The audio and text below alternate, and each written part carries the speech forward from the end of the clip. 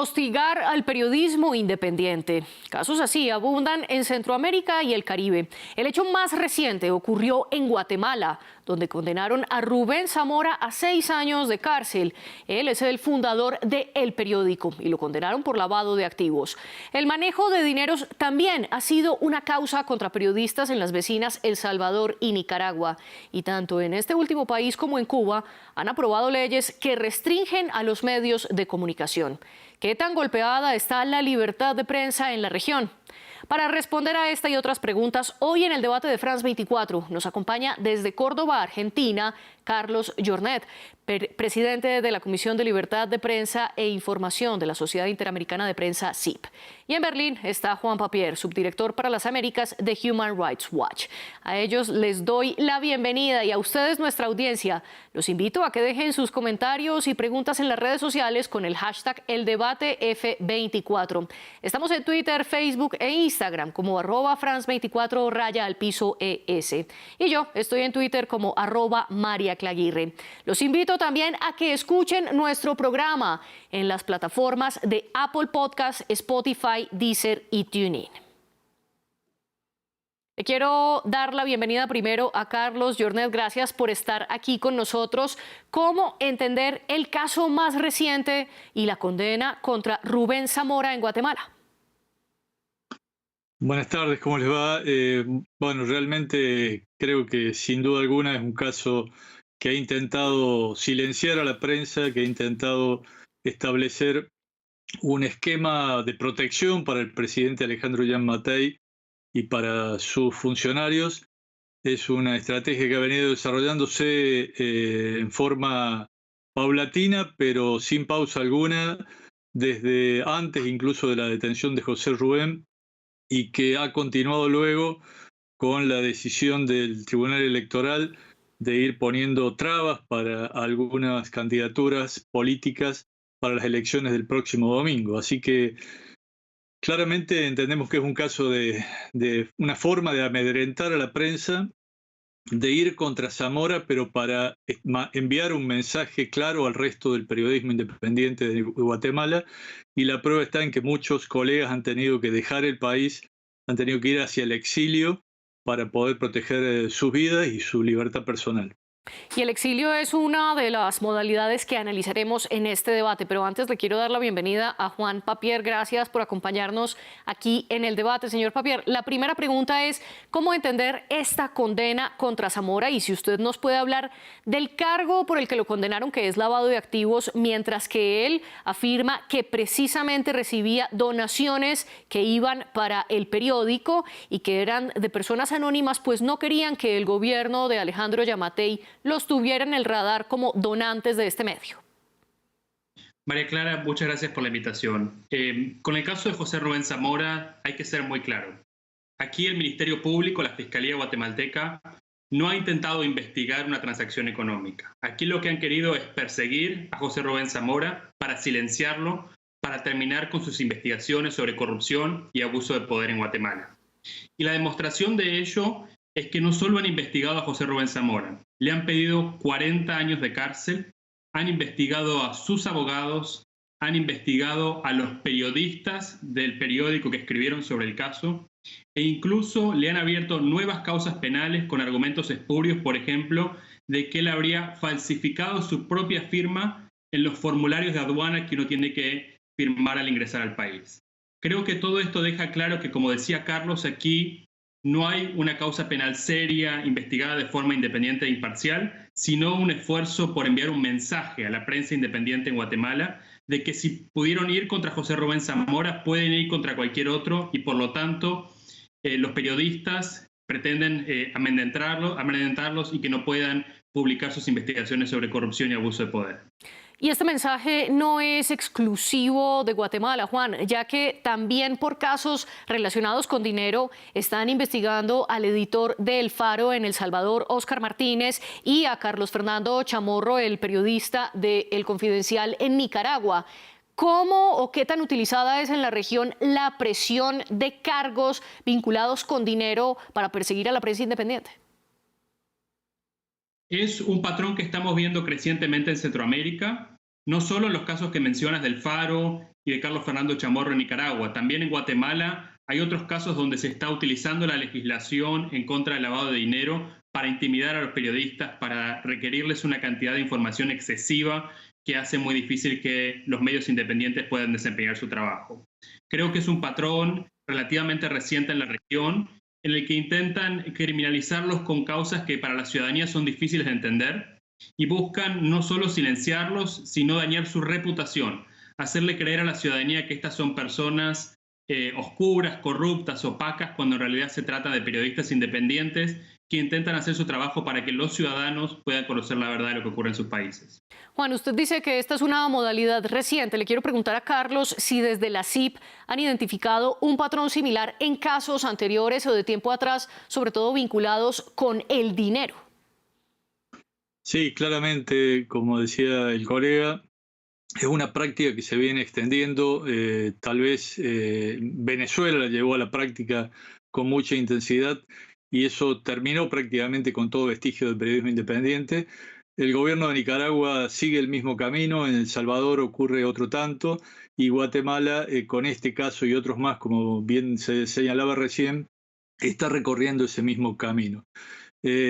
Muchas veces se nos dice que, bueno, si hay un delito civil, ¿por qué no ir contra un periodista?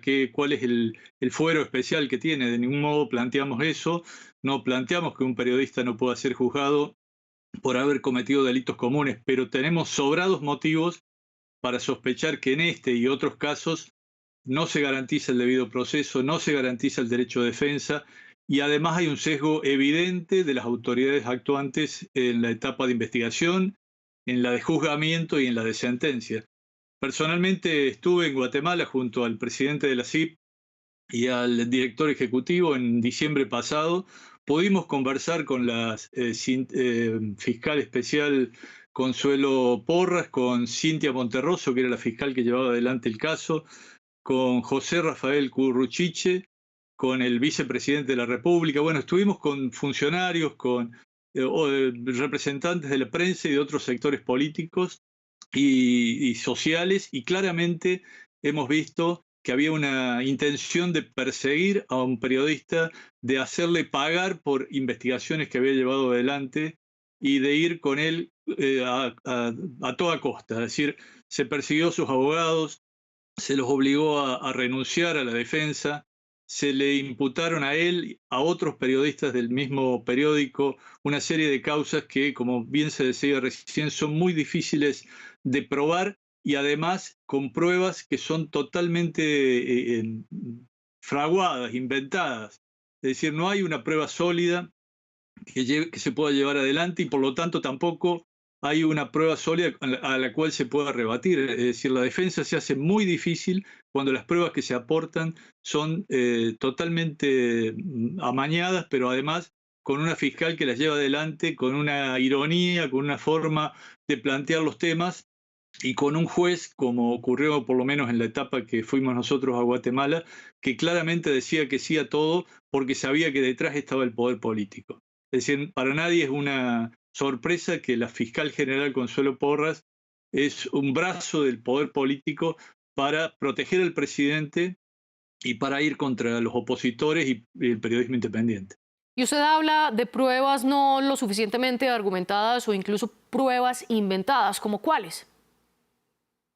Bueno, concretamente en este caso, el delito de lavado de dinero se planteó a partir de la denuncia de una persona que tenía además antecedentes penales, una denuncia que después se hizo un secuestro de dinero que no fue debidamente cumpliendo las formas legales que hay que cumplir para iniciar un proceso, y cada cosa que se rebatía, cada defensa que se interponía, primero venía la presión sobre los abogados para que renunciaran y después se descalificaban esas pruebas, se las dejaba de lado. Es decir, ni siquiera se le permitió a José Rubén Zamora leer la carta final en el momento en que él iba a ser condenado, que es el mínimo que se exige en un proceso penal. Por lo tanto, claramente vemos que hubo una intencionalidad desde el comienzo de llevarlo a la cárcel y de que fundamentalmente el periódico dejara de existir como tal. De hecho, en noviembre del año pasado dejó de salir su edición impresa y en mayo de este año tuvo también que suspender su edición online o en Internet, con lo cual ya no es una voz que pueda expresar una visión distinta de la que lleva adelante el presidente Alejandro Giammattei. Y todo esto, insistimos, a muy pocos días, ahora llega la condena, a muy pocos días de las elecciones presidenciales en la que se debe elegir al sucesor de Alejandro Giammattei. Él no puede ir por la reelección, pero evidentemente quieren poner a un delfín para que vaya adelante y pueda proteger todo lo que se haya realizado en esta gestión. Sin embargo, del otro lado, el presidente guatemalteco Alejandro Giammattei ha dicho que los periodistas no son exentos de cumplir la ley y ha justificado la condena contra José Rubén Zamora, diciendo que él violentó las normas y que por ello debe pagar. Este discurso, ¿qué tan veraz es, Juan Papier, y si se ha replicado en otros países centroamericanos y del Caribe? Mira, lo que ocurre en Guatemala es que las instituciones judiciales están cooptadas. Hemos visto un proceso poco transparente y poco imparcial de selección de la Corte de Constitucionalidad. Estamos ante una Corte Suprema cuyos jueces tienen su plazo vencido hace 4 años. Estamos ante una fiscal general que ha actuado como un brazo ejecutor para perseguir a periodistas, para fiscales y jueces independientes, un procurador de derechos humanos que no ha mostrado ninguna independencia de la rama ejecutiva. Entonces, es esperable que el presidente Giammattei se quiera escudar detrás de la separación de poderes, pero lo que ocurre es que hoy, tristemente, esa separación de poderes no existe en Guatemala. Estamos en un país que está al borde de la deriva autoritaria y me parece que el caso de José Rubén Zamora es un buen ejemplo de ello. Lamentablemente, en otros países de la región también está esta tendencia de excusarse detrás de una separación de poderes que en la práctica no existe, como ocurre en Nicaragua, como ocurre en Venezuela, donde los críticos son condenados por los jueces, son perseguidos por los fiscales, que en el fondo no actúan de forma independiente, sino que responden a los intereses del gobernante de turno. Usted apunta a un factor fundamental y dice que en Guatemala casi no hay separación de poderes y que esto está limitando la libertad de prensa en ese país. Sin embargo, hay otras naciones vecinas que atraviesan también una difícil situación en materia de libertad de expresión, como Nicaragua y El Salvador. Al respecto, por ejemplo, Wola dice que si bien hay una cooptación de poderes en los 3 países, la diferencia es que en Guatemala esta cooptación no está encarnada o en una familia, como es el caso de Nicaragua, o en una única persona, como es el caso del presidente Nayib Bukele. ¿Qué otras diferencias nota usted, Juan Papier, entre estos 3 países en materia de libertad de prensa?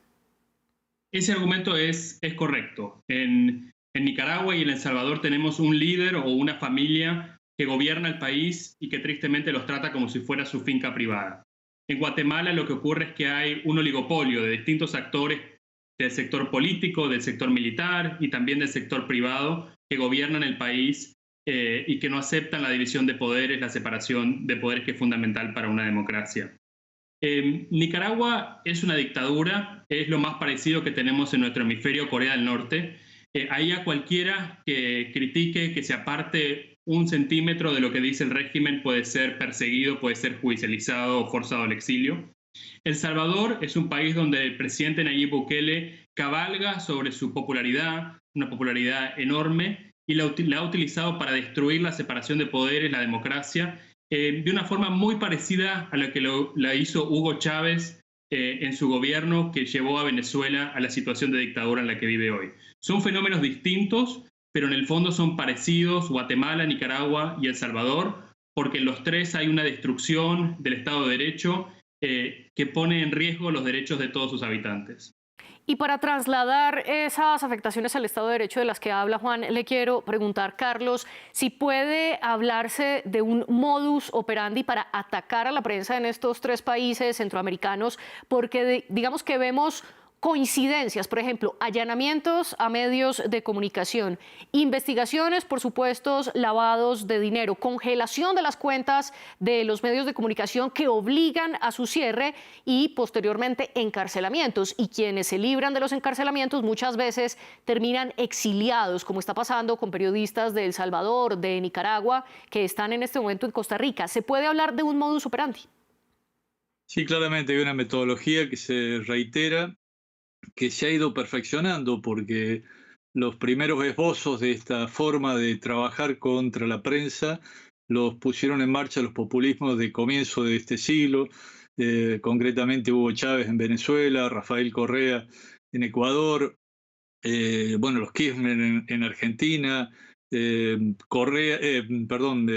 Morales en Bolivia, y luego otros populismos de derecha o de izquierda, como el caso del propio Jair Bolsonaro en Brasil, fueron perfeccionando este mecanismo, pero que lo llevó a una instancia superior ha sido sin duda Daniel Ortega en Nicaragua, que en una arremetida violenta contra la prensa y contra otras instituciones que de algún modo podían controlar a su gobierno, avanzó en plena pandemia entre el 2020 y el 2021 para arrasar con toda expresión crítica a su gobierno. Esa metodología es la que están siguiendo, la que están llevando adelante Nayib Bukele en El Salvador y Alejandro Yamatei en Guatemala. Claro, cada país es distinto, cada mandatario tiene una forma de ejercer el poder distinta porque también tiene condicionantes. Alejandro Yamatei no ha ido por su reelección, seguramente no tenía la fuerza suficiente para dar ese zarpazo final contra las instituciones, pero claramente desde el comienzo ha intentado ir degradando las instituciones, ha ido poniendo una fiscal general, un fiscal especial contra la impunidad, que le fueron totalmente facilitadores de su impunidad y que claramente permitieron también que se pueda ir adelante contra Zamora en este caso, pero contra otros medios de comunicación. Hemos recibido denuncias de medios también del interior de Guatemala que son perseguidos por alcaldes, por funcionarios departamentales y por el crimen organizado, que una vez que desde la máxima autoridad del país se da vía libre para ir contra el periodismo, cada uno empieza a arremeter de distintas formas. Usted menciona algo fundamental y es que esta persecución a los medios se da en populismos de izquierda y de derecha. Y ha mencionado a diferentes gobiernos. Juan, ¿usted coincide con este punto? ¿Y qué hace que ahora haya, digamos, como un auge de mayor persecución en Centroamérica? Coincido plenamente. Aquí este no es un tema de derecha o de izquierda, este es un tema de si estamos ante gobiernos democráticos que creen en libertad de prensa, en la libertad de expresión, o ante gobiernos autoritarios, como el caso de El Salvador o Guatemala, o dictaduras, como las de Venezuela, Cuba y Nicaragua. Aquí la distinción no es de derecha o de izquierda, sino sobre el compromiso con los valores fundamentales de la democracia o el rechazo a estos valores. Creo que la libertad de prensa tristemente está amenazada por los cuatro costados en nuestro continente. Cada vez son menos los líderes que salen a defender a los periodistas, que entienden que su rol es proteger más a los periodistas que sean más críticos y que entienden que ahí está la piedra angular de nuestras democracias. Eso es lo que garantiza que los ciudadanos puedan tomar decisiones informadas, que se pueda prevenir la corrupción, que se puedan garantizar muchos derechos de la ciudadanía. Creo que este retroceso que vemos en la libertad de prensa pone en enorme riesgo nuestras democracias en la región. ¿Y qué tan frágiles están ahora las democracias de América Latina, sobre todo Centroamérica y el Caribe? Le pregunto a Carlos. Nosotros vemos con mucha preocupación la deriva autoritaria que ha ido tomando buena parte de Centroamérica y también de América del Sur, con gobiernos que no defienden las libertades en general, la de prensa en particular, pero otras libertades también van cayendo, van siendo víctimas de regímenes autoritarios, personalistas, claramente dirigidos a perpetuarse en el poder, aunque no siempre lo logran. Y como decíamos recién, no es una cuestión de ideologías, sino de compromiso con las libertades, con la democracia, con las instituciones, con el respeto a la división de poderes. Hay gobernantes que expresamente han dicho que no creen en la división de poderes, que la división de poderes es una cuestión anticuada, una cuestión totalmente fuera de época y que hoy los gobiernos necesitan ser fuertes para dar respuesta a las sociedades. Y por eso hablan de que todo aquel que cuestione esta mirada absolutista es un enemigo del pueblo, entre ellos la prensa. Usted habla de la falta de división de poderes y eso lo hemos visto, por ejemplo, en países donde el Ejecutivo tiene mayorías en el legislativo y eso ha hecho y ha permitido que, por ejemplo, en Nicaragua en el 2020 se aprobara la ley de ciberdelitos, a la que los opositores le llamaban como ley mordaza, porque lo que hacía era que le daba cárcel a quienes difundieran información supuestamente falsa. Y ahora el hecho más reciente ocurrió en Cuba, porque en el último mayo, aprobaron la ley que prohíbe los medios independientes y que permite que únicamente existan medios que sean avalados o por el Estado o por asociaciones reconocidas que normalmente son pro gobierno o que sean medios comunitarios. Juan, ¿qué tanto impacto tienen en los medios de la región esta clase de leyes? Creo que estas clases de leyes ponen en riesgo la libertad de prensa en varios países de la región. Lo que vemos en Cuba es el comportamiento típico de una dictadura que prohíbe todo tipo de periodismo independiente y en el que gracias a unos pocos periodistas que operan con enorme valentía en el país, podemos conocer algunas de las cosas que ocurren en la isla. Lamentablemente muchos de ellos han tenido que salir exiliados en las últimas olas represivas que vimos desde las protestas de julio de hace 2 años. Tenemos legislación similarmente abusiva en Nicaragua, en Venezuela, leyes problemáticas para la libertad de expresión en otros países de la región. Son normas que en algunos casos intentan ahogar a los periodistas a través de su financiamiento, que en otros los catalogan como agentes extranjeros para impedir su funcionamiento en el país, o que crean tipos penales, crímenes tan amplios que ponen en riesgo el funcionamiento de los periodistas porque ellos temen con razón que pueden ser judicializados con este tipo de delitos como ocurrió con la ley de ciberdelito en Nicaragua. Carlos, ¿cuál es su opinión sobre cuál es el impacto de estas leyes y también del exilio? ¿Logran acallar a la prensa? No, yo creo que hay periodistas que quieren seguir haciendo periodismo incluso desde fuera de las fronteras de su propio país, como ha ocurrido en Nicaragua. Hay muchos colegas nicaragüenses que siguen informando desde Costa Rica, desde Estados Unidos, desde México, es decir, van trasladándose y tratando de mantener contacto con sus fuentes, aunque esto no es sencillo cuando uno no está en el propio territorio, pero la idea esta de plasmar un clima de restricción, un efecto desalentador sobre la libertad de expresión en general, creo que tiene una enorme resistencia. Los periodistas siguen demostrando su valentía.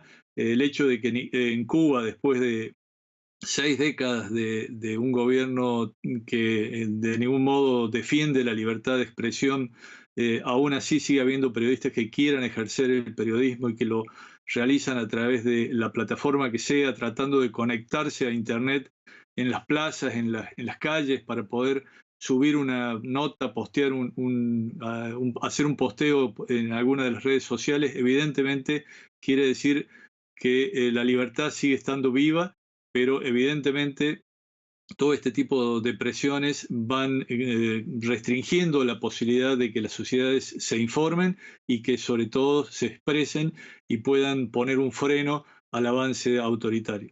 Pero tal como usted lo plantea, esta defensa de la libertad de prensa sería a costa de una restricción individual enorme, porque estamos hablando de periodistas que están poniendo en riesgo su vida, las de sus familias, que tienen que vivir en el exilio y que aún en medio de todas estas dificultades individuales siguen intentando informar. ¿Cómo encontrar el equilibrio entre no ser o no sacrificar toda su vida por esto de ser el héroe de la libertad de prensa, Carlos?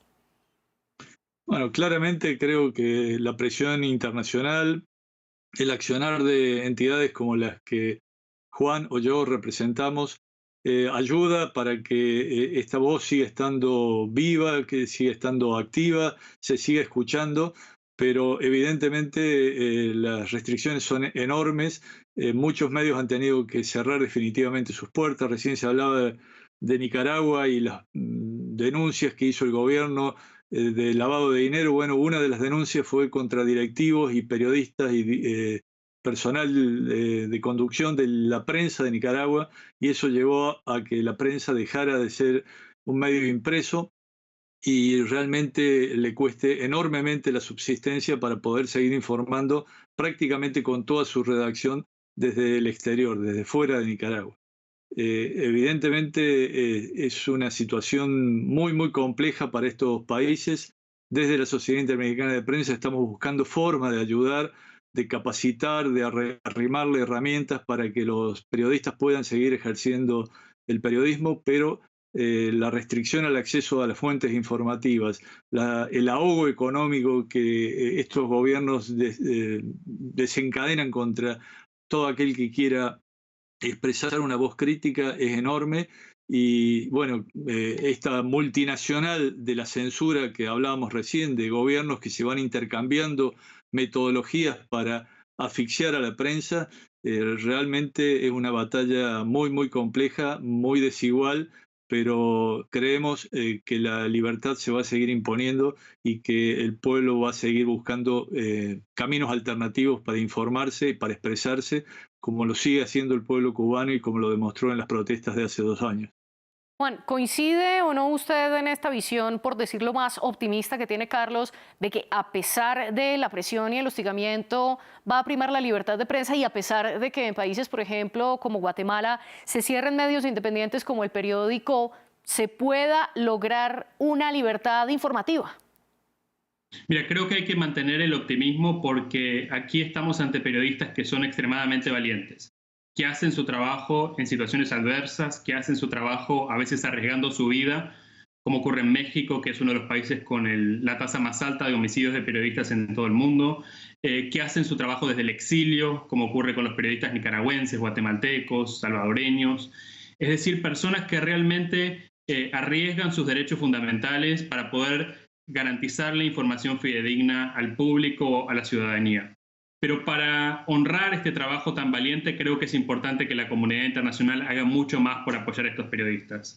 Si los gobiernos de Europa, si el gobierno de Estados Unidos, si los otros gobiernos de América Latina tienen un compromiso serio con la democracia y el Estado de Derecho, creo que una de las mejores medidas que pueden hacer es reforzar su apoyo a los periodistas independientes en América Latina, que cumplen un rol crucial para garantizar que lo poco de democracia que queda en algunos países de la región, en otros queda algo más, pero que esta democracia pueda seguir siendo vibrante y que la ciudadanía pueda seguir informándose sobre lo que ocurre en sus países. Hasta ahora hemos hablado, digamos, de dos choques o un choque frontal entre dos actores. Un sistema estatal, ya sea con el Ejecutivo, el Legislativo y muchas veces hasta el Judicial, contra los periodistas. Pero digamos que ha habido otra modalidad que se puede representar en el caso de Panamá, con el caso judicial conocido como New Business, en el que se investiga si el expresidente Ricardo Martinelli blanqueó dineros en la compra de la editora Panamá América. Carlos, yo le quiero preguntar, ¿qué tanto se da en Centroamérica esta modalidad de que los poderosos y los políticos compren medios de comunicación para cambiarlos desde adentro? Es una práctica que se va repitiendo también, así como el acoso judicial, es decir, plantear demandas enormes contra periodistas y medios de comunicación para obligarlos, en el caso de los medios, a ir a la venta y en el caso de los periodistas para silenciarlos. Es decir, el acoso judicial es una práctica muy, muy extendida en América Latina y obviamente necesita también de una complicidad del Poder Judicial. Bueno, de algún modo esto se conecta con el caso de José Rubén Zamora, pero hay otros casos de acciones judiciales contra medios que solo buscan o llevarlos a la venta o al cierre o, en el caso de los periodistas, a la autocensura. Periodistas que reciben una demanda muchas veces millonarias realmente no tienen posibilidades ni siquiera de contratar a un abogado para que los defienda y de ese modo el único camino que le queda es recurrir a la autocensura. Y cuando un periodista elige ese camino, que no lo cuestionamos en modo alguno porque entendemos también las difíciles circunstancias que deben atravesar, o presiones sobre sus familias, persecuciones, formas de control de su vida privada de todo tipo, evidentemente son situaciones muy complejas que censuran a un periodista y con él luego van desencadenando en otros actitudes semejantes de periodistas que creen que ya no tienen forma de seguir ejerciendo su periodismo en forma independiente y libre. Juan, ¿y cómo entiende usted el caso New Business en Panamá? ¿Se puede hablar de otra clase de hostigamiento a la prensa? Mira, los reportes del caso son muy preocupantes.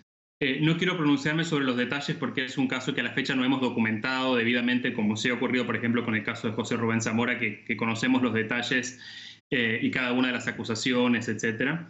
Pero sí son reportes preocupantes porque lo que necesitan nuestras democracias son periodistas que pueden hacer su tarea, cumplir con su trabajo de forma libre e independiente. Tienen que ser independientes de los gobiernos de turno, de las presiones de los gobiernos de turno, tienen que ser independientes de las presiones de criminales o del crimen organizado, pero también independientes de actores que quieran cooptarlos a través de financiamiento espurio o a través de este tipo de maniobras como las que mencionas en Panamá. Creo que lo que necesita nuestra democracia son ese tipo de periodistas que puedan actuar de forma libre y por eso nos preocupa tanto este reporte reciente en Panamá.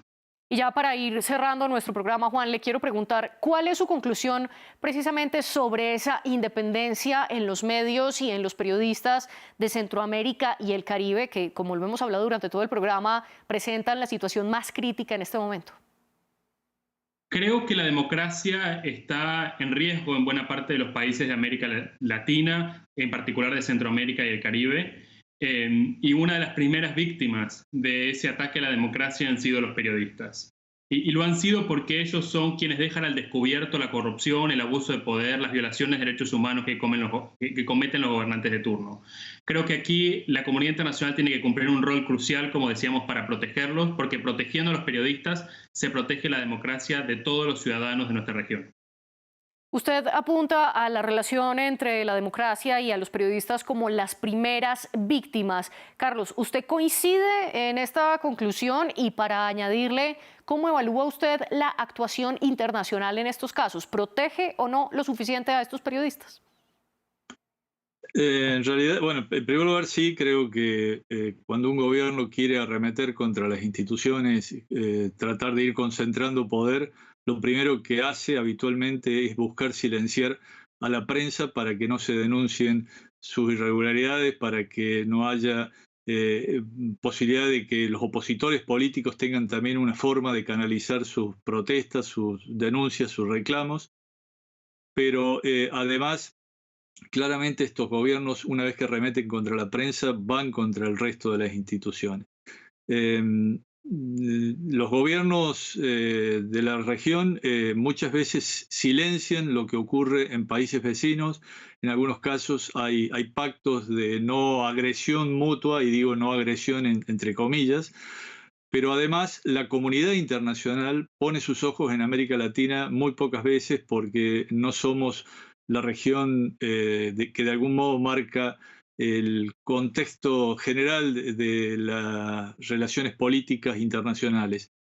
Entonces, en la medida en que se logre mantener el foco sobre estas cuestiones, la presión va a comenzar a ejercer su función principal, que es la de poner un freno a estos arrebatos autoritarios.